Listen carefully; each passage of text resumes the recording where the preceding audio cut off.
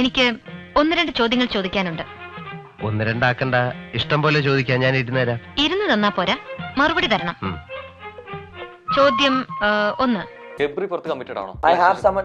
ഞാൻ ഇഷ്ടപ്പെടുന്ന ആളുകളുണ്ട്, എനിക്ക് ഇഷ്ടപ്പെടുന്ന, ഞാൻ സംസാരിക്കുന്ന വ്യക്തികളുണ്ട്, അല്ലെങ്കിൽ എന്നെ ഇഷ്ടപ്പെടുന്ന, എന്നെ ആ രീതിയിൽ കാണുന്ന ആളുകളുണ്ട്. പക്ഷെ ഐ എം നോട്ട് കമ്മിറ്റഡ്. എടാ കഴുതേ, നിനക്ക് പെണ്ണുങ്ങളുടെ പക്ഷിശാസ്ത്രം അറിയാഞ്ഞിട്ടാ? സുവോളജി, മനഃശാസ്ത്രം, എന്ത് പണ്ടാരെങ്കിലാവട്ടെ. സിമ്പിളായിട്ട് ലവ് സ്ട്രാറ്റജി വെച്ച് മാത്രം ആ വീട്ടിൽ പിടിച്ചേക്കാൻ പറ്റും.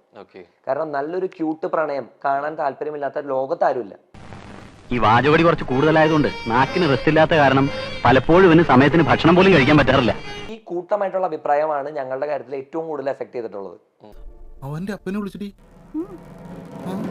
ഞാൻ എവിക്റ്റ് ആയ എപ്പിസോഡിന്റെ വിഷ്വൽസ് കണ്ടിട്ട് ആ എപ്പിസോഡിന്റെ വിഷ്വൽസിന്റെ താഴെ കമന്റ് സെക്ഷൻ ഒന്ന് വായിച്ചു നോക്കിയിട്ടുണ്ടെങ്കിൽ ഇതിനുള്ള ഉത്തരം മനസ്സിലാവും. ഇത്രയും നല്ലതായിരുന്നോ ഇവർ തമ്മിലുള്ള ബന്ധം? ഇത്രയും ചേച്ചി ഇപ്പൊ ഈ വീട്ടിൽ നിന്ന് ഇറങ്ങിയില്ലെങ്കിൽ പലയടിച്ച് ഞാൻ റബ്ബർ ഷീറ്റാക്കും. പക്ഷെ ഗബ്രി തന്നെ പറഞ്ഞൊരു കാര്യമുണ്ട്, എനിക്ക് എന്തെങ്കിലും അവിടെയുള്ള മത്സരാർത്ഥികളോട് അല്ലെങ്കിൽ സഹതാരങ്ങളോട് വിഷമോ ദേഷ്യം ഉണ്ടെങ്കിൽ ഒരു ദിവസത്തിൽ കൂടുതൽ നിൽക്കില്ല എന്ന് പറഞ്ഞ ഗബ്രി തന്നെ പറയുന്നു. അങ്ങനെയുള്ളതുകൊണ്ട് കുറച്ച് ദിവസങ്ങൾ ഉണ്ടായിരുന്നു എന്ന് പറയുന്നു അല്ലെ? അപ്പൊ ശരിക്കും അങ്ങനെ ഒരു സംഭവം ഉള്ളിൽ കൊണ്ടു കിടക്കുന്നു എന്നുള്ളതല്ലേ അതിനർത്ഥം? എടാ എൽദോ, നീ എവിടെയെങ്കിലും ഉറച്ചു നിൽക്കടാ നായിന്റെ മോനെ. നീ ആരുടെ കോപ്പ ഇരി കയറിയടാ? ഞാനോ? ഞാൻ നിന്റെ അപ്പൻ. കമന്റിലോട്ട് പോയാലോ? നട്ടിലില്ലാത്ത നിലപാടുകളാണ് ഗബ്രി ബീബിക്ക് അകത്തും പുറത്തും കൈക്കൊണ്ടിട്ടുള്ളത് എന്നുള്ളത് എന്റെ ഒന്ന് രണ്ട് ഫ്രണ്ട്സ് പറഞ്ഞത് എന്താണെന്ന് അറിയോ? നാണോ ഇല്ലേ ഈ മനുഷ്യന്? ഇനിയെങ്കിലും ഈ പണി നിർത്തിക്കൂടെന്ന്.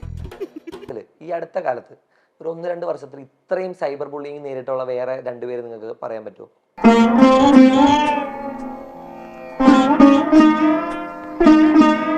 ഗബ്രി പുറത്തു പോയത് ഇഷ്ടമായവർ ഇവിടെ ലൈക്ക് അടിക്കുക. നല്ല കാര്യം.